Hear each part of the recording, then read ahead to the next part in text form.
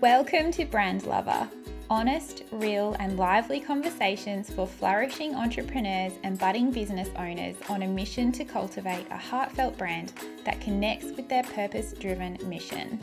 My hope is that you walk away feeling inspired and refreshed with a weekly takeaway in your back pocket that you can apply to your life or business.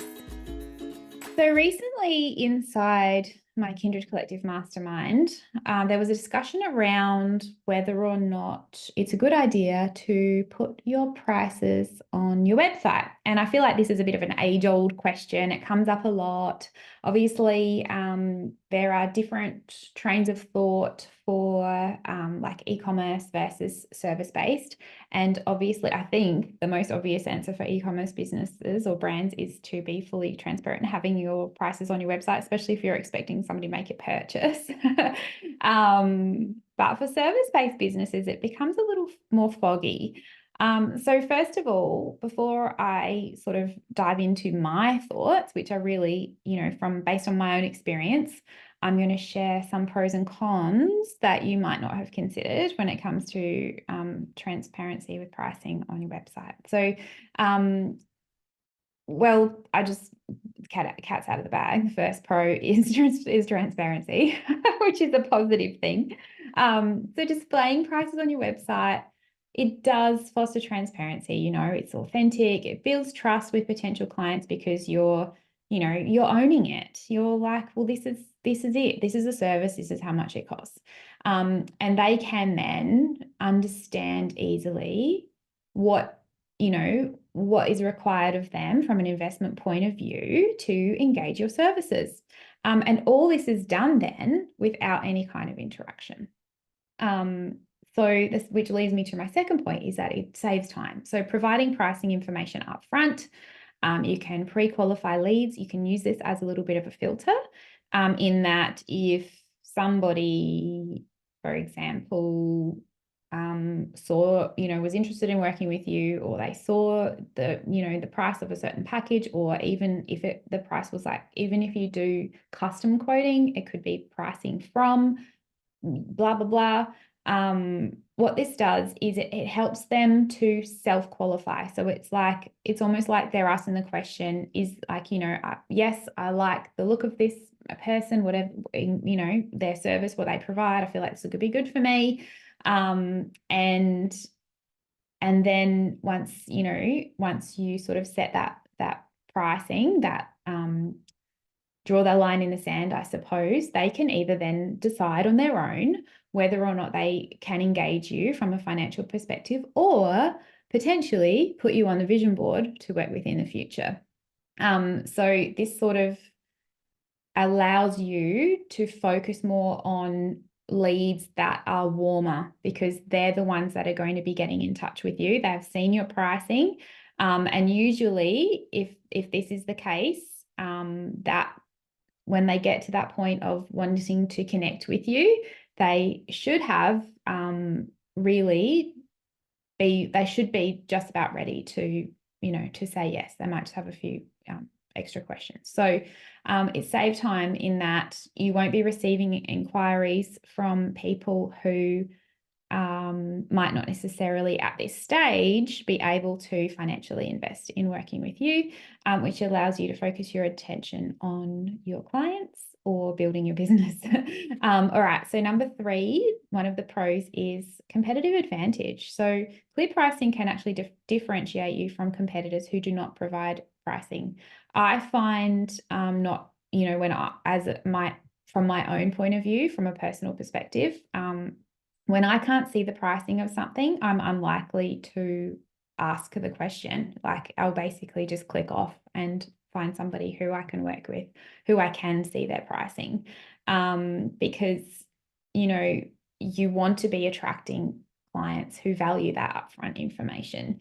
So just, something to consider as well, that you might actually, in your mind, you might be thinking that it's a way to encourage people to get in touch with you, but that might not necessarily be the case. It might actually be off-putting.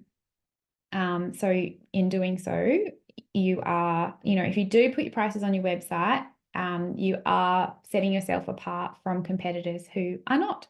So 3 of the cons are lack of flexibility, unfortunately. So publishing fixed prices on your website as a service provider might limit your ability to provide or negotiate custom packages or adjust your pricing based on specific client needs. So this does potentially lead to missed opportunities. Like, people may assume that that's your pricing, and there's no flexibility around that.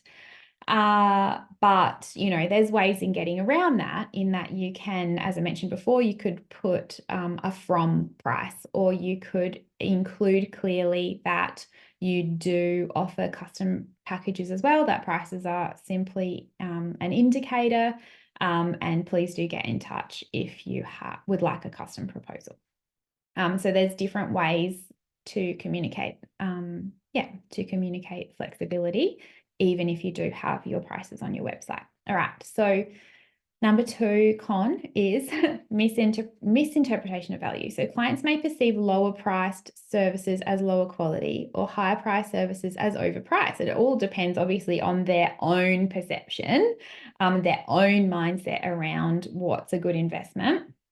But without the opportunity to chat with them and answer their questions, and understand their goals, it can be difficult to translate the value for them without them having that full understanding of like the full value of what they're going to be receiving behind your offerings, especially if you don't want to disclose all of your trade secrets onto your website, which is totally understandable. But there are other ways around this as well. For example, if you do have your pricing on your website and you don't want to include all of the details and ways to work with you, you can include sort of like a services guide as an opt-in, so they can plug in their email address and receive more information. And that will only lead them to be that one step closer to working with you. All right, so the third one, I think that, and this is one of the ones that comes up a lot for people that stops them from putting their prices on their website, is the competitive risk. So displaying prices publicly may invite competitors to undercut your pricing or adjust their own strategies in response, copy, all those things. But I believe it's all just part of being in business, that you're always going to have people trying to copy you, especially if you are a leader in your industry. There's nothing that you can do to get around this. And even if you don't put your prices on your website, there are ways that they're going to be finding out and doing their research, if it means that much to them anyway. So don't let that hold you back. I feel like it's more important to focus on the people that you want to be serving and pulling in those ideal clients, and being confident in your pricing online. I think that shows much more, it leads to trust much faster than the alternative. I think it's much more beneficial. So at the end of the day, pricing is actually part of, it is a brand positioning strategy. So what this means is that if you have super cheap pricing, then you're going to be perceived as potentially cheap. If you have expensive pricing, then you would want to be perceived as higher value. And from somebody who has experimented with both options of having pricing on the website and not having pricing on the website, here's my take, really, my bottom line from what I've learned and the experiences that I've had and how many leads I get from having prices versus not having prices. Just share your prices with confidence, okay? You know who you're for and you know who you're not for. And if you're worried people will think you're too expensive, then they're definitely not the right fit for you. You shouldn't have to trick people into having a discovery call with you, or sending an email inquiry to convince them of your prices. That's not what it's about. And if you do custom quotes, you can at least have from X amount on your website, and that at least helps people to wrap their head around, gives them that one step closer to working with you, and gives them an understanding of the investment. before they get in touch. So the thing is about not having your prices on your website is that you could actually be doing more harm than good. So just the other day, my husband and I were looking at a new table for our alfresco area. I don't even know why. It was just one of those random things. But we fell in love with this table. Like, we absolutely adored it. But all of the prices on their website, like all of the prices on their website, there weren't even some prices to give us an indication of the realm of the pricing. They were by application only. And even though we would be quite comfortable paying a set amount of for a table if we have a budget in mind, if we fall in love with something, then we're actually willing to pay more for it. And the same goes for you. If somebody falls in love with what you're offering, chances are that they will be willing to stretch their pre-perceived budget.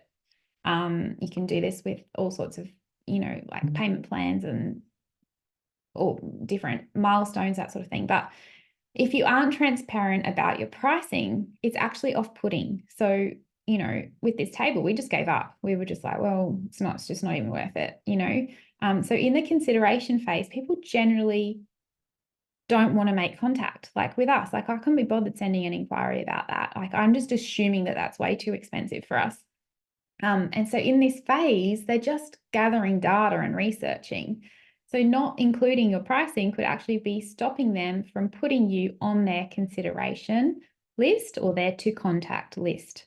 And you could be doing yourself more harm than good. So hopefully this has, opened your thoughts a little bit about being more strategic about putting your prices on your website. If you have any questions about it, feel free to get in touch with me. Head on over to my Instagram, Rachel_brand mentor. I'd love to have a chat with you. It's a very interesting discussion. I would love to hear your experiences as well. But yeah, can't wait to hear from you. If you found this episode inspiring or helpful, I invite you to share the link with another woman in business or someone who needs to hear this message. Every woman we can support to grow a meaningful, profitable brand is another woman who is free to live a purposeful life for herself and be more present for her family. None of us are alone in the challenges we face in business, but the solution can start with a gift from someone else, and it could be a podcast episode just like this one. Thank you for listening.